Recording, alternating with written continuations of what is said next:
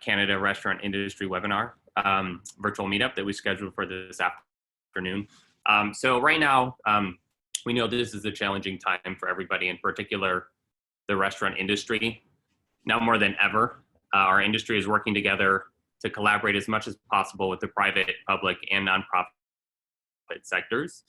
This webinar is intended to be a resource for folks who are joining, and we'll point you to some additional resources you can reference as follow-up as well. My name is Nick Florick. I am here to facilitate what we hope to be is an ongoing dialogue, sharing perspective on how to best manage through the current situation and some of the resources that are available to those who may need help or insight.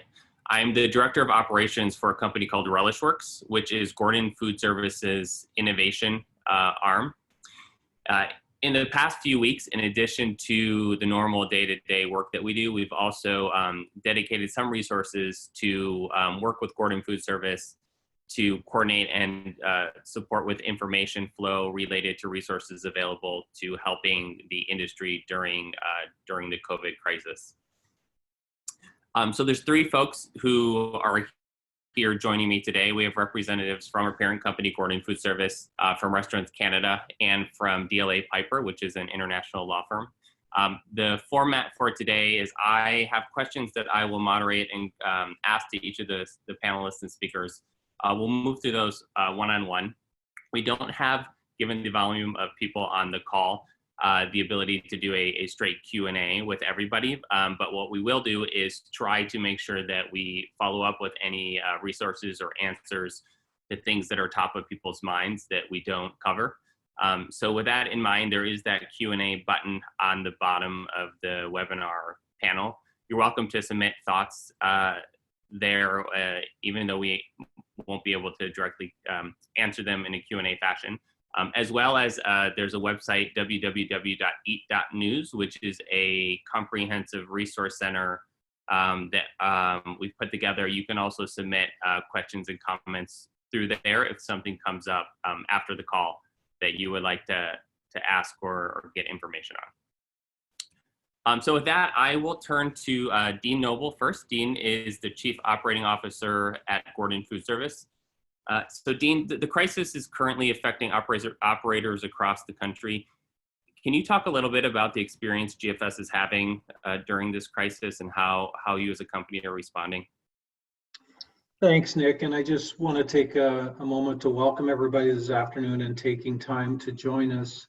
Yeah, these are unprecedented times for us as an organization, as well as an industry. And you know, everybody in this call today has been impacted in some way that they've probably never experienced before. So from a Gordon Food Service perspective, if we look at our overall business, which again, the folks in this call would understand, we've seen segment performance, dramatic decline in performance within our independent operator chain and national account bases, anywhere from, I would say, a low of 40% decline to a high in some segments in some markets of probably 60%. So pretty dramatic change for us as an industry.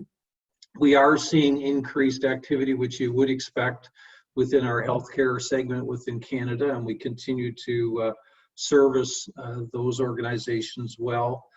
I would say some of the challenges that we've seen as an organization, I would say as an industry, is given the dramatic change that we've seen in volume, was really trying to manage our inventory levels.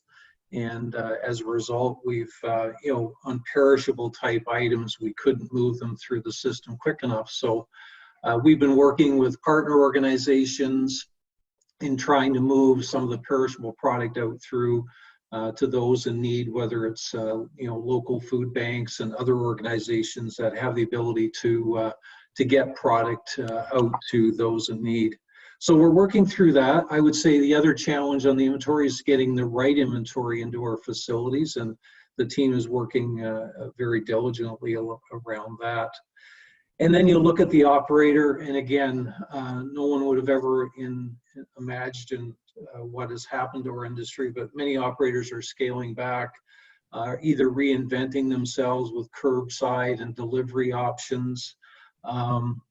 we've had some operators close, and just trying to work through the staff impact has both been trying for us as an organization as well as our customer partners. So just trying to work through that. As we look, I guess the other thing is we have seen some high demand items, which you would expect around cleaning supplies and sanitation.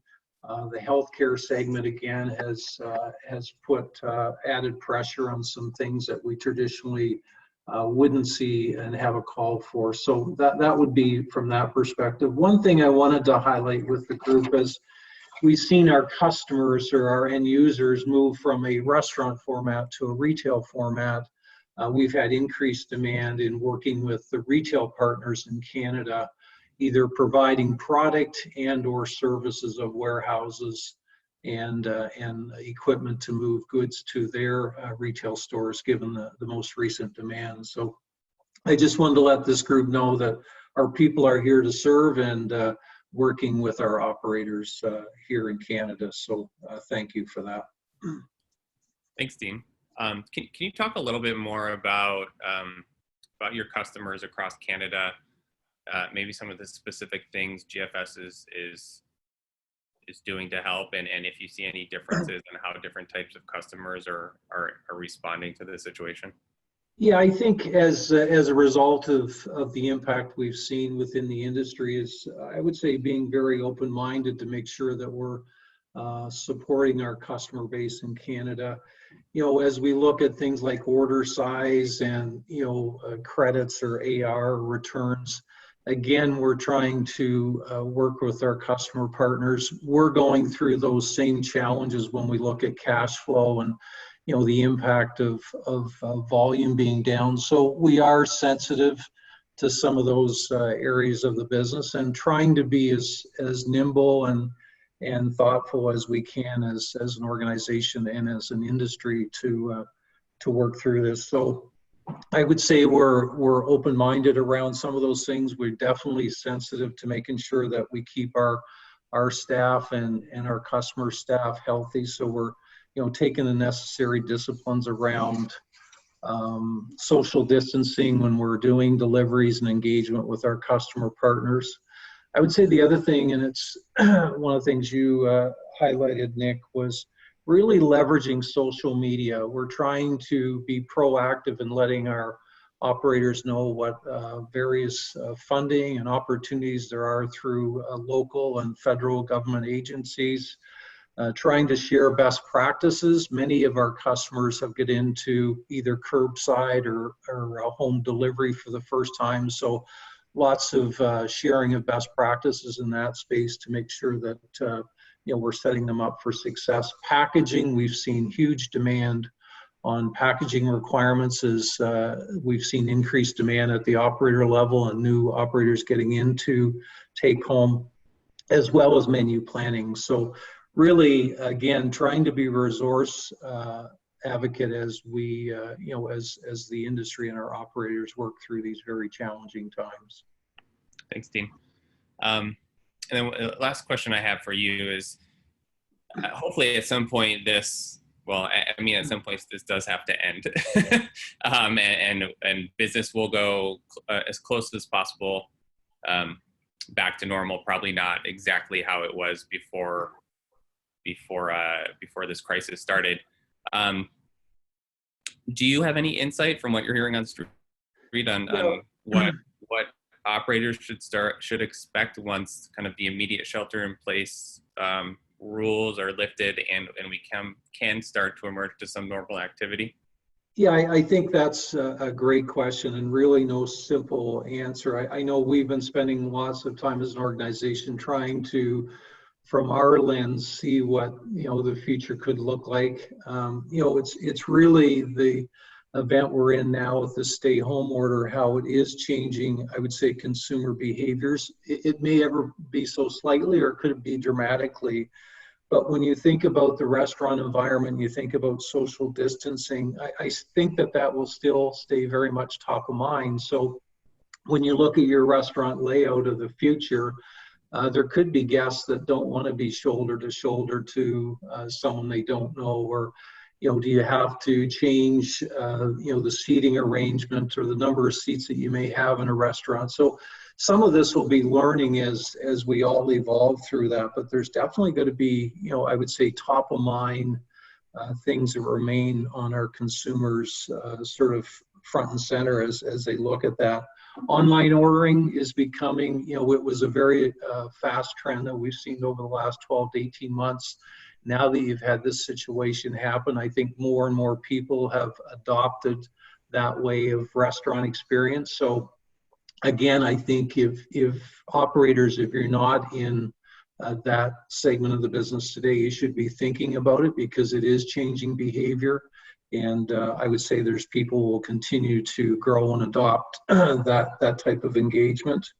And just when you look from an operator perspective of your menu, your offering, where you're located, as I mentioned, the layout, I think all of those things are going to be reflection points as we come out of this, and what does that new guest look like and how do they behave. So I know as an organization we continue to think through all of these things and continue to try to understand what your needs as operators are going to be as we look at an organization. But I just wanted to let you know we are here. We're absolutely committed to be flexible, be nimble, be forward thinking as everybody adjusts to what the new norm will look like. We do feel as an organization that this is going to be a slow transition coming out of this. I don't think there is going to be guests that are still hesitant to maybe get into a social setting. So I think it's going to be it's going to look different. I believe it's going to be a little slower coming back than how we get into this situation. But really, we're in this together. I truly do believe we'll come out bigger, better, and stronger as an industry. And, we got lots of great things to look forward to. So again, thank you for the opportunity to join today. Thanks, Dean. So next I want to move to David with Restaurants Canada, Vice President of Government Relations. David, can you talk a little bit about what Restaurants Canada is doing as far as working with the Canadian government right now? Yes, so there's been quite a few phases to this. Restaurants Canada has an ongoing relationship, and basis in terms of government affairs, but of course something like COVID-19, we basically started doing 100% of our work and 150%, I would say, of our work on COVID-19 pretty much overnight, sometime during the second week of March. So we're a national association, so of course we intervene a lot and we have a lot of work that we've done at the federal level, but also in different provinces with our regional vice president, in place. One thing that was really crucial for us from the start, and I think it might speak to GFS and what you guys are doing, is that one of the first steps was to make sure that we lobby government to secure the supply chain. A lot of our members, like especially the big brands, have supply chains that go across Canada and the US. So definitely in terms of, free trade and free movement of people and goods, people that deliver the goods, was something that was very important for us. So we discussed it with the Canadian government even before they decided to somewhat close the border with the US. The other thing that was very important to us was to make sure that employees also that still had a job could feel safe. So we work with government to make sure that there's some benefits for the employees that are laid off, but also some that can stay on the payroll, be furloughed, keep their insurance, maybe not have a pay, but now they can have up to $2,000 a month from the federal government. The other thing that we did that is not 100% government affairs related, but a little bit more stakeholders related. We have very good relationship with food producers in Canada. So we made sure that, to have our input in terms of the supply chain, but also to be an echo chamber of what goes on in the restaurant industry. So for example, as recently as this week, I've had call with the dairy farmers, with the chicken farmers, and also I will have a call right after this one with the Consumer Product Association, which supplies a lot of the restaurants. We've also been in contact with the grocery stores to co-lobby a few things. So I would say the first challenge was the emergency, making sure that food can be supplied to restaurant, so we can serve and deliver to customers. Make sure that the food can also go across the border, because U.S. supply is very important to us.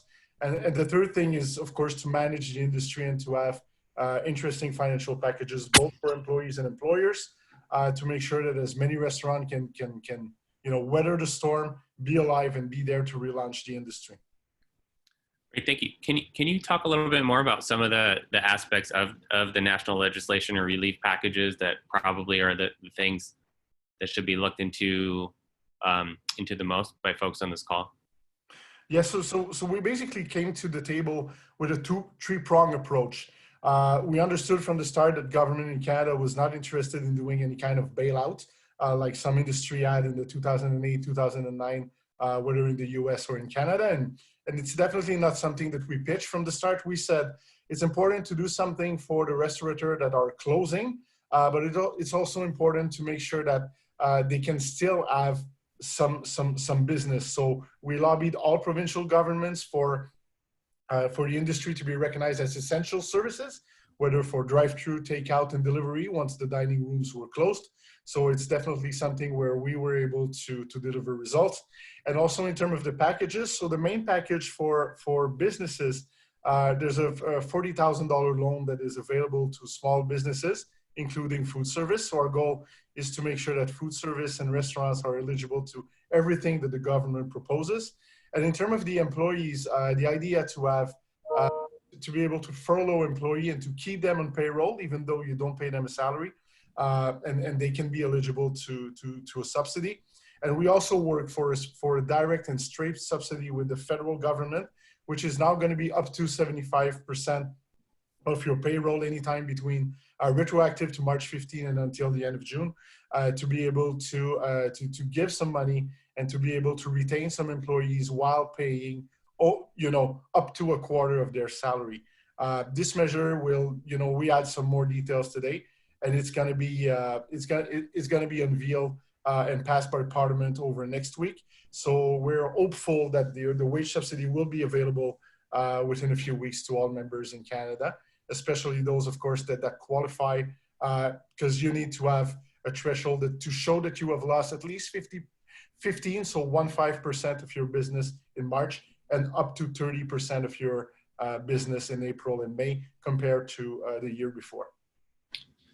David, do you believe there's any gaps in what's being worked on right now?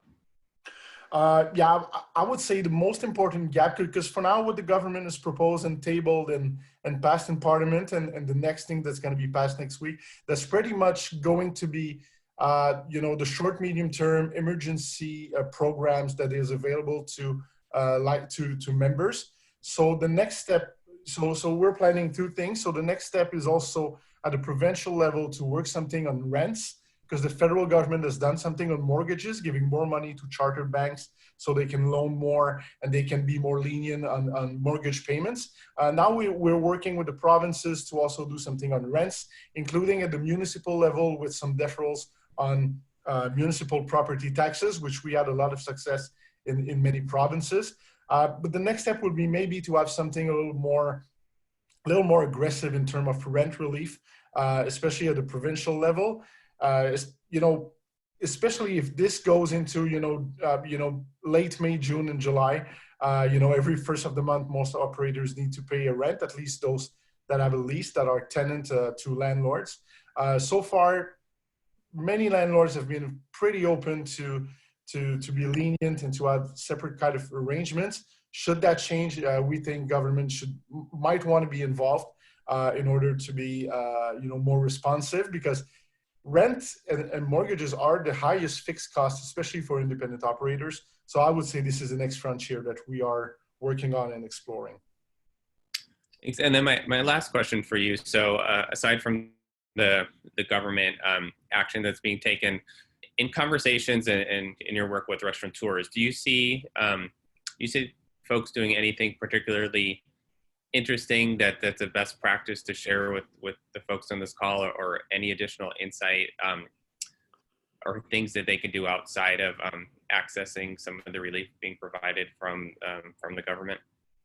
Yeah, I would say industry-wise, there's two things that I've noticed that I think are pretty interesting. Food service, restaurants, caterers have always been renowned for being quick and nimble and being able to adapt to different situations. But the scale on which some have done it during this pandemic in terms of delivery and takeout, and changing their own, the way they do food, the way they manage employee to make sure they have the 2 meters of distancing, it's been absolutely astonishing to look at that, and the way some were able to not even change, but almost transform their own operations. And also in terms of the supply chain, restaurants being able to adapt and kind of right size their menus to make sure that they could just buy the ingredients that they need for their recipes, and making sure to tailor their offer not only to what the customer expects, but also to the food and what kind of delivery was available. I would say this is something I think that some of the efficiencies that are going to be gained during the COVID-19 crisis are really going to make the industry better. It's a hard message to hear right now, especially if you're in a dire situation. But there are productivity gains that will help down the line, and that may make a difference in some restaurants not closing, being able to get the subsidy and the packages, survive, and then thrive. Thank you. Thank you so much. You're welcome. So lastly, I'll turn to Michael. Michael's a managing partner at the Toronto office with DLA Piper. So Michael, David talked a little bit about some of the things that are happening legislatively. But right now we're in the month of April, and bills are starting to come in. While some of that is waiting to come through, are there any specific things or resources that restaurant owners can turn to help them in the short term? Hi, Nick. Thanks very much. There are, and David's alluded to a number of them, and I think, and as you said, I mean, the legislative environment and what is available is changing, from day to day. So even from the time I prepared some notes to speak today, this morning until now, there have been updates and revisions to the federal wage subsidy. The first thing I think, and the key thing for anybody operating, is to make sure they're clear on what the legal restrictions might be on their operating presently. So a number of provinces have restricted operation of businesses to essential services. And for a lot of restaurants, this means being limited to takeaway or delivery, as well as in some cases, drive-through is permitted. But you're going to want to make sure that you're up to speed on what is permitted in your province. And what exactly you can do. The federal wage subsidy, I mentioned that, and David spoke to that as well. So this is going to be, this is evolving daily, hourly in some cases, and it's going to be available, should be available for application very soon.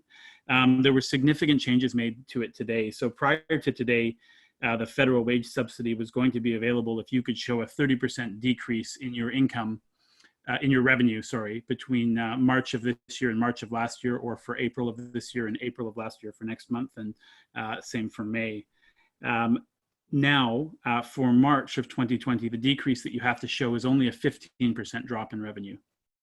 And you're allowed to demonstrate that by reference to your revenues in January and February of this year. So I think that is going to be very helpful, particularly for restaurants, because I think they're going to be able to show that decrease, given the lower threshold is going to be helpful, and given the fact that their payroll was probably running at a higher rate in March of this year than it might be if you're reduced to takeaway and curbside pickup and the like. The subsidy is up to 75% of the first $58,700 of an employee's annual earnings. So it can be up to $847 a week.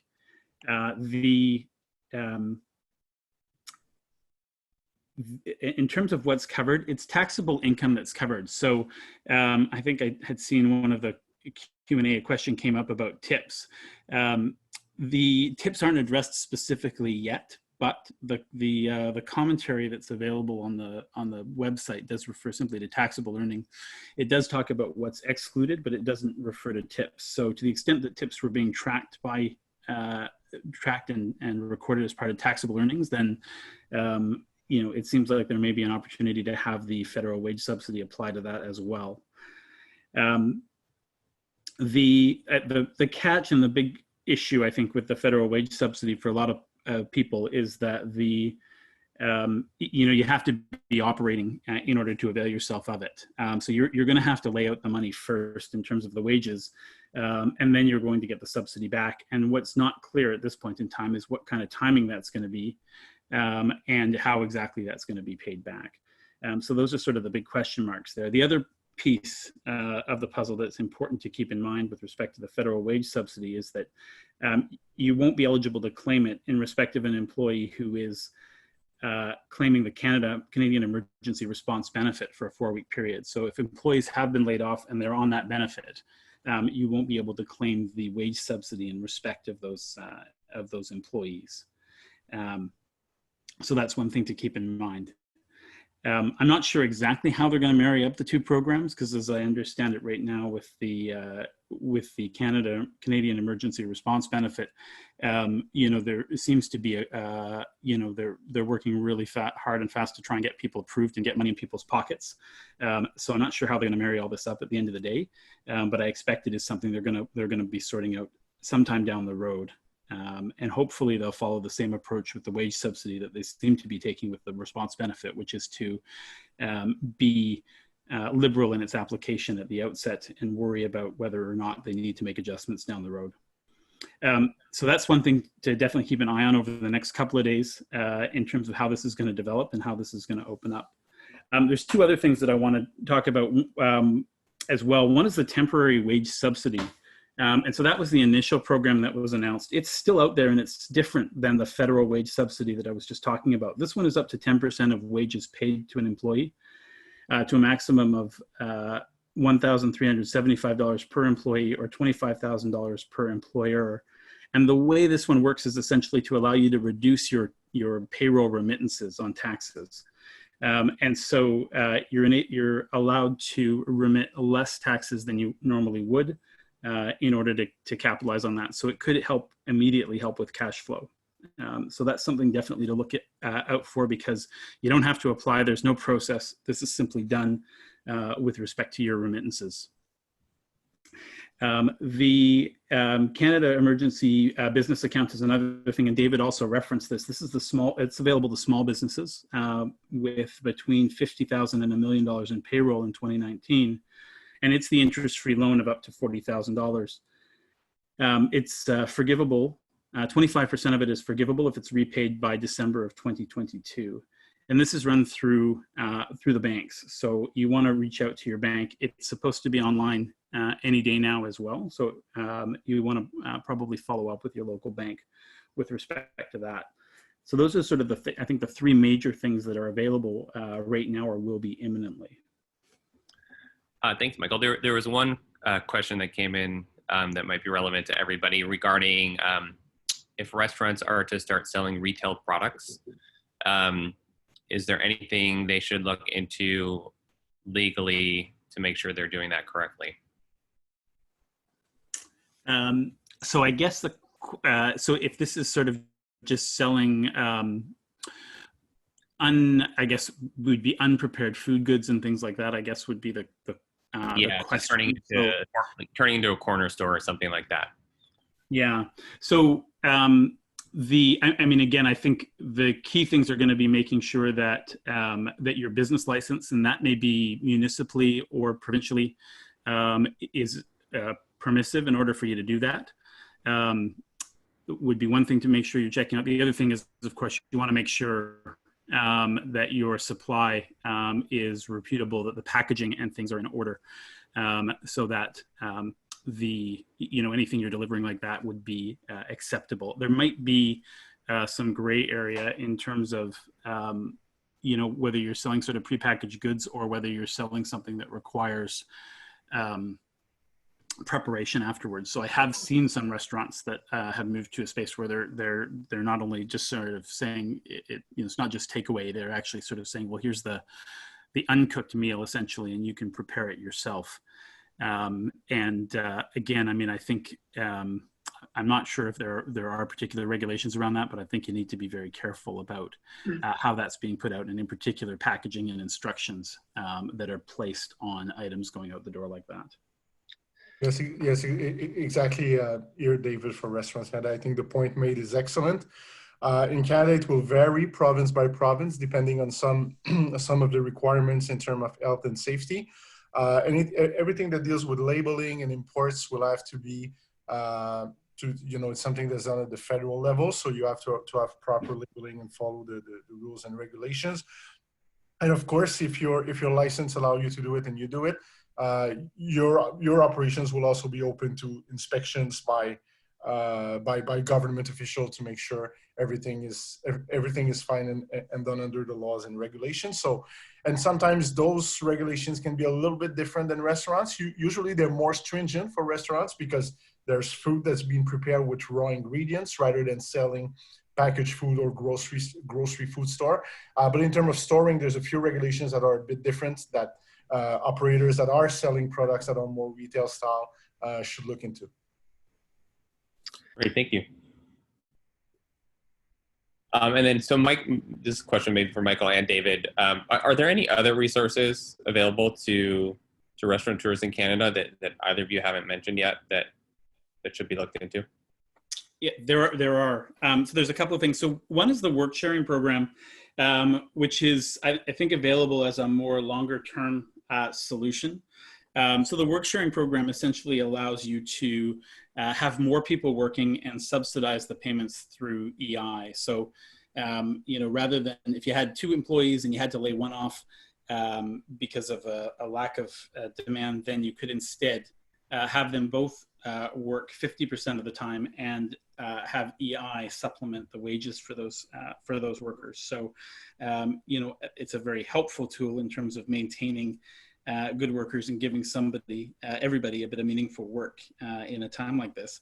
The catch with that one is it takes 30 days to get it approved. So it's not an immediate answer, unfortunately, but something that can be looked into when you're thinking about your sort of mid to long-term plans as we go through the COVID-19 era here. The other thing is, I think it's hugely important to be asking yourself, with respect to any sort of, particularly any government account or thing like that you have to pay, but to find out if there's been a deferral. So in terms of payments, so there's been all sorts of tax deferrals, income tax extensions, GST, HST deferrals, workers' compensation premiums have been deferred for several months, employers' health tax. So they're different in each province, but there have been a lot of deferrals and things like that. So it may be small amounts of cash that you can free up, but there are lots of opportunities like that out there for you that are available. And is there anything else at the province or local level beyond the I think, and that's a really good point, Nick. I mean, I think it's important for everybody to check out not only the federal opportunities, but the provincial opportunities in their province, and drilling right down to the municipal opportunities.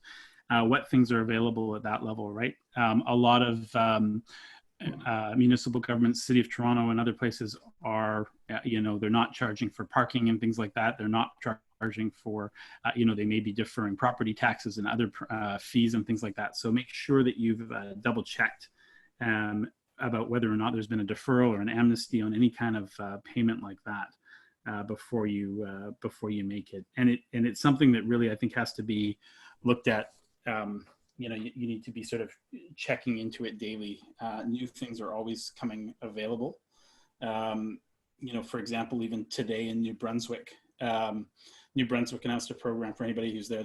They've allocated $50 million for loan programs for businesses. There's not a lot of details yet, but there's always sort of programs coming online. So making sure you get into the routine of checking federally, provincially, and locally is important.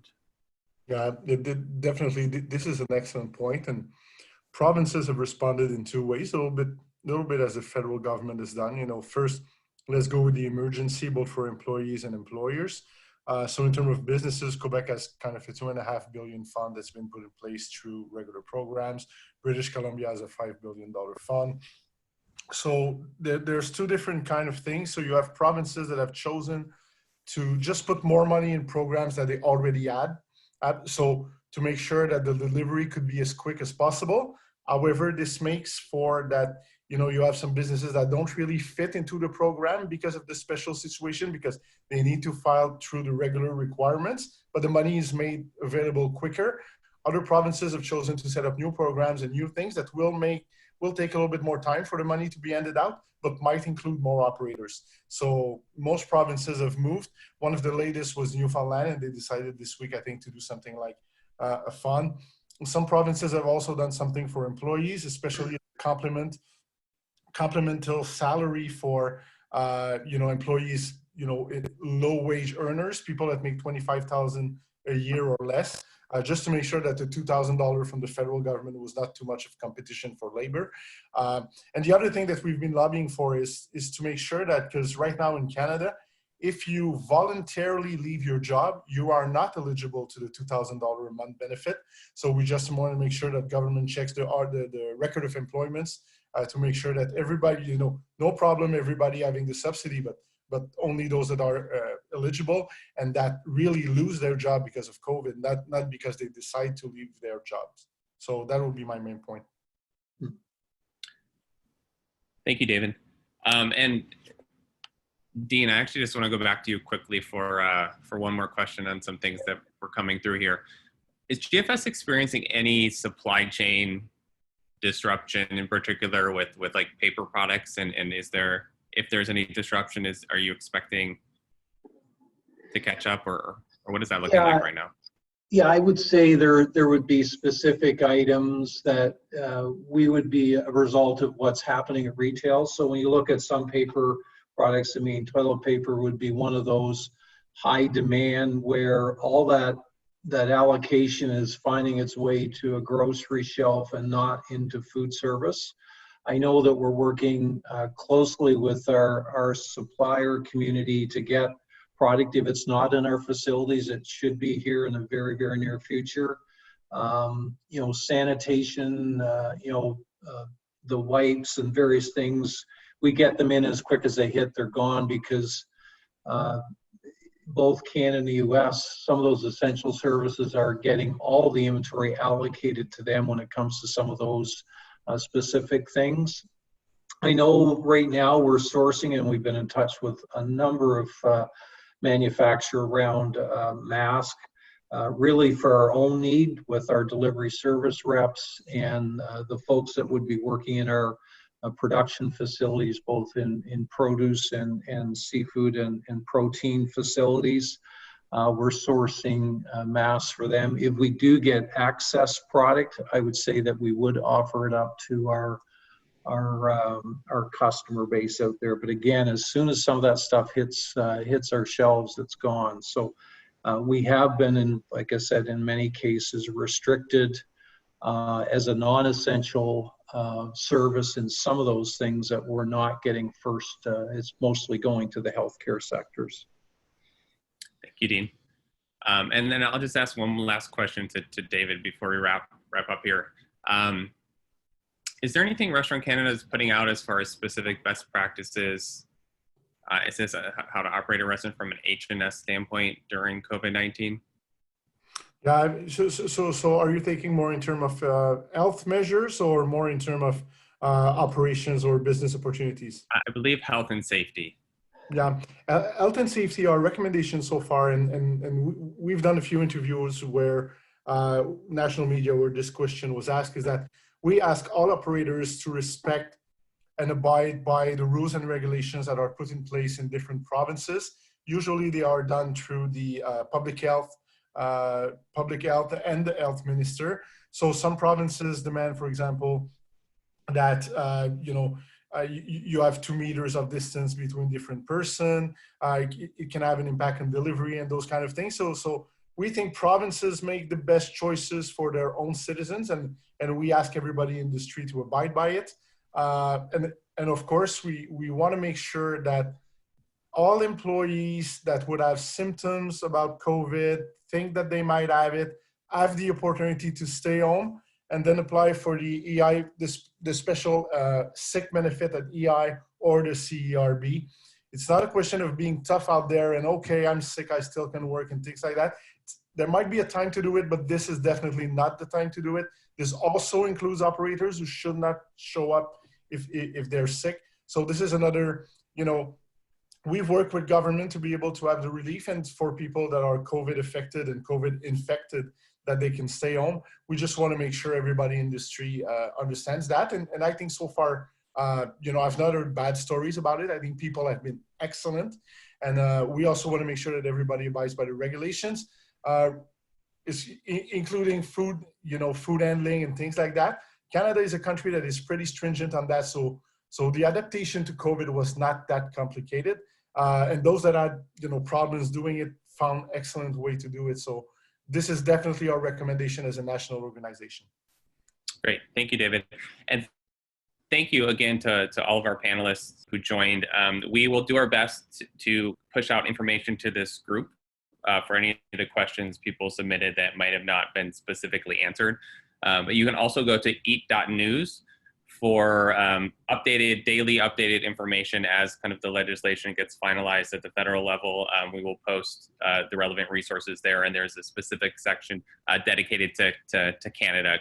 That site covers the US and Canada as well. So thank you again, everybody, and please stay safe and healthy during this time, and we will talk to everybody soon.